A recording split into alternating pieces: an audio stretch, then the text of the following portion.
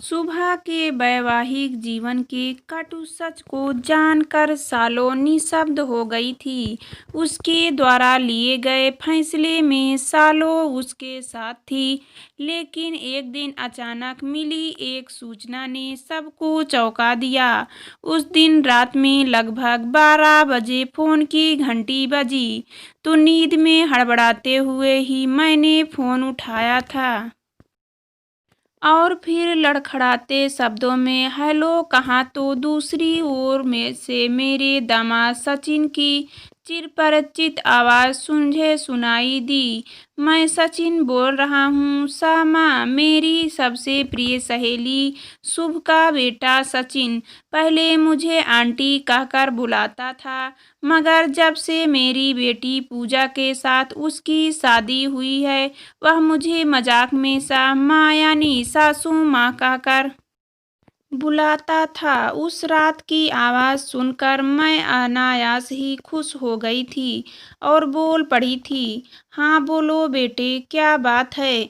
इतनी रात गए कैसे? फ़ोन किया, सब ठीक तो है ना? हाँ, सब कुछ ठीक है सामा, पर आपको एक सरप्राइज़ दे रहा हूँ।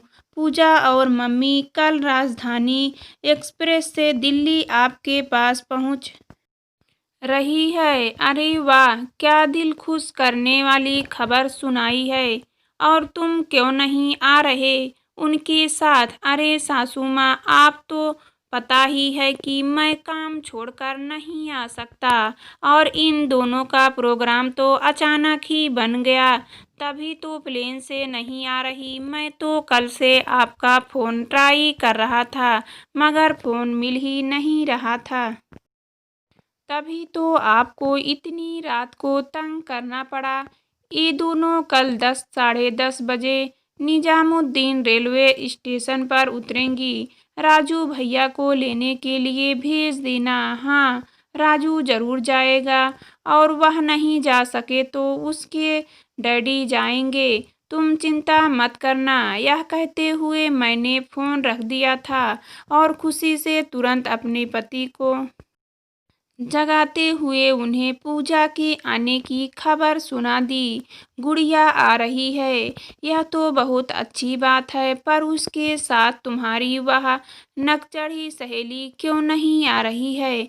हमेशा की तरह उन्होंने सुबह के नाराजगी जताते हुए मजाक में कहा, अरे उसका और बेटा भी यहाँ दिल्ली में ही रहता है, उससे मिलने का जी भी तो करता होगा। उसका पूजा को यहाँ पहुँचकर सुबह कल चली जाएगी अपने बेटे के पास। सुबह को शुरू से ही जाने क्यों नहीं पसंद करते थे, जबकि वह मेरी सबसे प्रिय सहेली थी। स्कूल और कॉलेज से ही हमारी अच्छी खासी दोस्ती थी। कॉलेज में सुबह को मेरी ही कक्षा के एक लड़के शेखर से प्यार हो गया था।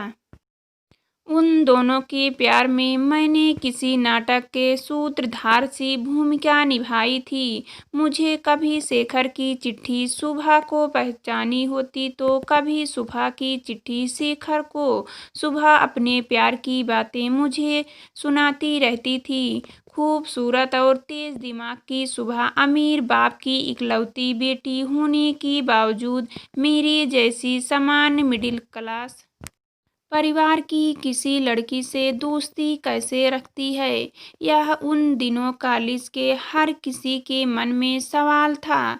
शायद दोस्ती में जहाँ मन मिल जाते हैं, वहाँ कोई कुछ कर सकता है। भला सुबह का शेखर से प्यार हो जाने के बाद यह दोस्ती और भी पक्की हो गई थी। शेखर के पिता बहुत बड़े उद्योगपति थे। साइंस में इंटर करने के बाद शेखर इंजीनियर की पढ़ाई करने मुंबई चला गया, मगर सुबह को वह भूला नहीं था।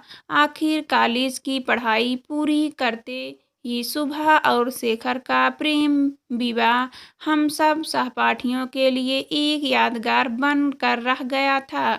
सुबह की शादी के साल भर बाद ही मेरी भी शादी हो गई, और मैं यह जानकर बेहद खुश थी। कि शादी के बाद मैं भी सुबह की ही तरह मुंबई में रहने जा रही थी।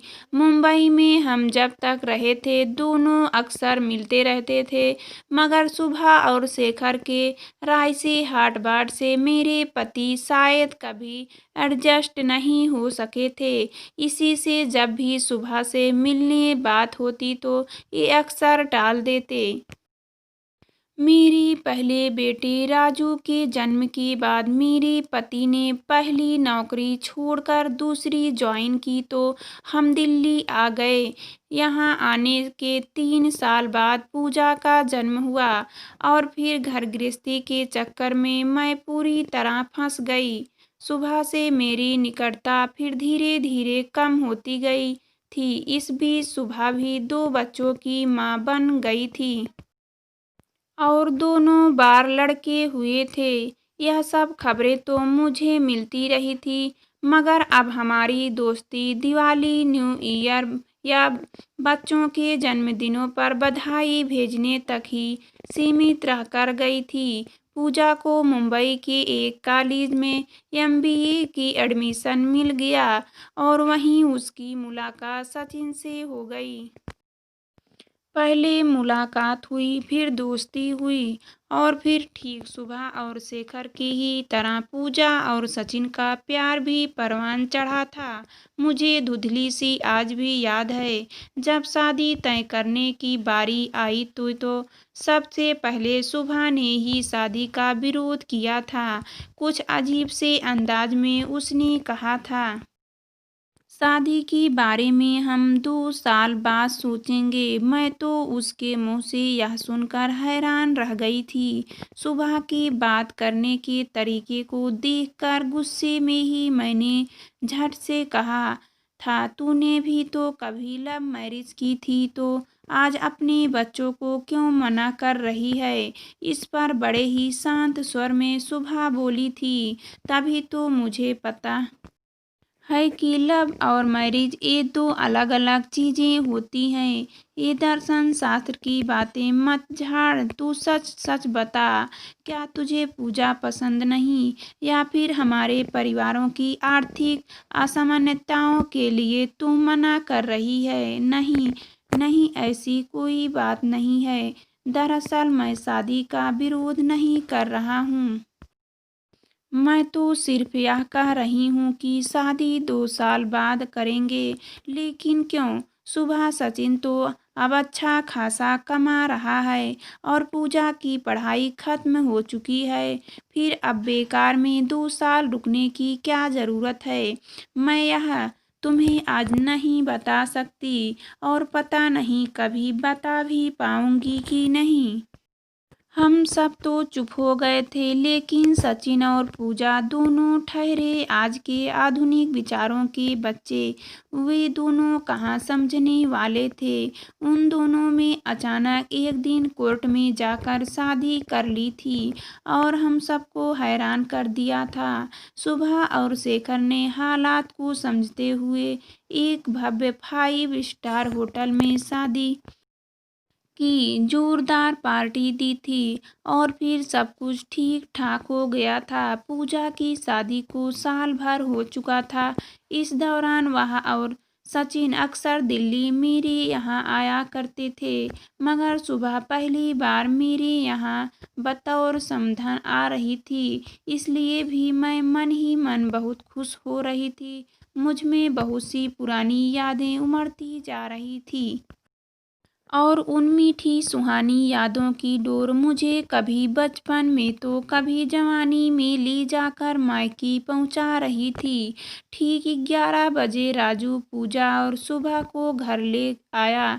कार से उतरते हुए मैंने उन दोनों को देखा तो पूजा सिर्फ एक बैग लेकर आई थी, मगर सुबह तो 3-4 बैग के साथ आई थी। बैगों को देखकर मेरे चेहरे पर आए अजीबो गरीब भावों को देखकर कुछ छिपते हुए सुबह बोली, मेरा सामान बहुत ज़्यादा है ना। दरअसल मैं अब दिल्ली में अपने बेटे मुन्ना के पास रहने के इरादे से आई हूँ। मेरा सामान यहीं बाहर ही रहने दो। अभी थोड़ी देर में मुन्ना आ जाएगा तो मैं उसके साथ चली जाऊँगी। मेरी प्यारी समधन जी, आप हमारे घर अपनी इच्छा से आई है मगर जाएगी हमारी इच्छा से, समझी। अब ज़्यादा नखरे मत दिखाओ और चुपचाप अंदर चलो। मैंने सुबह से मजाक करते हुए कहा था तो मेरे बोलने के अंदाज से वह बहुत खुश हो गई और मेरे गले लगकर पहले ही तरह हंसने बोलने लगी थी। खाना खा लेने के बाद हम सब कुछ देर तक गपशप करते रहे। पूजा अपने डैडी से अपनी काम की बातें करती जा रही थी। पूजा की बातों से प्रभावित होकर राजू भी अपनी छोटी बहन से सवाल पर सवाल पूछता जा रहा था। कुछ देर तक उन तीनों की बातें सुन लेने के बाद मैं सुबह को लेकर अपने कमरे में चली गई थी। कमरे में जाकर हम दोनों जब पलंग पर लेट गए तो मैंने सोचा कि हम दोनों एक साथ होते ही पहले की तरह अनगिनत बातें शुरू कर देंगे और बातें करने को समय कम पड़ जाएगा। लेकिन ऐसा हुआ नहीं था। क्या उम्र के तकाजे में ये बदलते रिश्ते ने हमारे होंठ सिल दिए थे। मैं सोचने लगी कि सुबह बड़े धीर गंभीर और संयत स्वर में अचानक बोली थी, मैं तलाक ले रही हूँ। सालो, क्या कहते हुए मैं पलंग पर उठकर बैठ गई थी। हाँ सालो, यह सच है। तुम्हें कहीं बाहर से खबर मिले और फिर तुम लोग परेशान हो जाओ, इससे अच्छा है कि मैं ही बता दे रही हूँ। इसलिए पहले मैंने पूजा व सचिन की शादी 2 साल बाद करने की बात कही थी। सोचती थी कि बेटी की शादी के बाद यह सब अच्छा नहीं लगेगा, लेकिन अब मुझसे सहा नहीं जा रहा। अब मैंने अपना मन पक्का कर लिया है। लेकिन इतने सालों बाद यह फैसला क्यों? सुबह वैसे तो बहुत लंबी कहानी है, मगर जिस किसी को सुनाऊं उसे तो यह बहुत ही छोटी सी बात लगती है। कोई क्या जाने कि कभी कभी छोटी सी बात ही दिल में बवंडर बनकर समूचे जीवन को तहसन सहन कर देती है। तुम तो जानती ही हो कि शेखर मुझसे बेहद प्यार करता था। प्यार तो वह शायद आज भी बहुत करता है, लेकिन शादी के बाद ही मैंने उसके प्यार में बहुत बड़ा अंतर पाया है। शादी से पहले मुझे यह तो पता था कि हमारे यहाँ शादी सिर्फ पति से ही नहीं, उसके पूरे परिवार से होती है। लेकिन शेखर के शादी करने के बाद मुझे लगा कि मेरी शादी शेखर के परिवार से नहीं, उसके परिवार की अजीबों-गरीब अमीरों से हुई है। शादी के बाद मुझे यह पता चला कि अमीरों की भी अलग-अलग जातियां होती हैं। शेखर के पिता बड़े अमीर थे, जो अपने बेटों के साथ अपने उद्योग को और बढ़ाना चाहते थे। शेखर की माँ का बहुत पहले ही देहांत हो चुका था। घर में हम सिर्फ 4 लोग थे। शेखर के पिता, शेखर का छोटा भाई विशाल, शेखर और मैं। घर के इन 4 लोगों से भी मेरी बातचीत सिर्फ शेखर से होती थी। शेखर के पिता ने कभी भी मुझसे आमने सामने होकर बात नहीं की थी।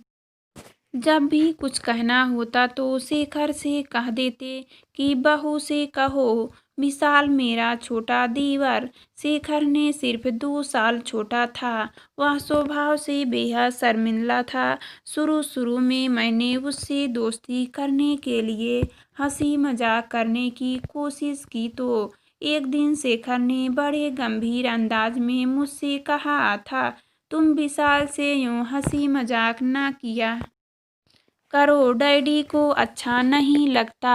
तुम्हारे डैडी को तो मैं भी अच्छी नहीं लगती, तभी तो वह सीधे मुँह मुझसे बात नहीं करते। जो कहना होता तुमसे कहलवाते हैं। और अब विशाल से बात करने को भी मन कर रहे थे। मैंने गुस्से में तुनुक कर उठा था। इस पर शेखर का जो रौद्र रूप और रात में मैंने पहली बार देखा था, वह आज तक नहीं भूल पाई हूँ। अपने मजबूत हाथों से मुझे पलंग से उठाकर नीचे गिराते हुए एकदम ही राजसी अंदाज से शेखर ने कहा था, इस घर में जो डैडी कहेंगे वही होगा और तुम्हें भी वही करना होगा। अगर तुम्हें यह सब पसंद नहीं है तो तुम इस घर को छोड़कर जा सकती हो, मगर तब मैं तुम्हारे साथ नहीं जाऊँगा। और फिर बड़ी बेदर्दी से शेखर बेडरूम छोड़कर बाहर चला गया था और मैं रात भर रोती रही थी, पर मेरी सिसकियाँ सुनने वाला वहाँ कोई नहीं था। इस घटना के बाद 15-20 दिनों तक शेखर और मुझ में बोलचाल बिल्कुल बंद थी। जाने कितने दिनों तक हम दोनों का यह मौन व्रत चालू रहता, मगर एक दिन बात को निरर्थक न बढ़ाने की सोच कर मैंने ही शेखर से बात करनी शुरू की। और फिर शायद मुझे खुश करने के लिए ही वह उस समय मुझे घुमाने स्विट्जरलैंड ले गया था। वह 10-12 दिन जैसे परियों की पंख लगाकर उड़ गए थे। वापसी में मैंने ही शेखर से कहा था, सोचती हूँ कुछ दिन माँ से मिल आऊँ। शेखर ने तब कहा था, चलो कल ही चले चलते हैं। माँ और बाबूजी हम दोनों को देखकर बहुत खुश हो गए थे। माँ तो दामाद की सेवा करते करते मुझे भूल ही गई थी, लेकिन जब उन्होंने मुझे कुछ दिन उनके पास छोड़ जाने की बात शेखर से कही तो उससे तपाक से मना कर दिया और फिर 2 दिन में ही मैं शेखर घर चली आई।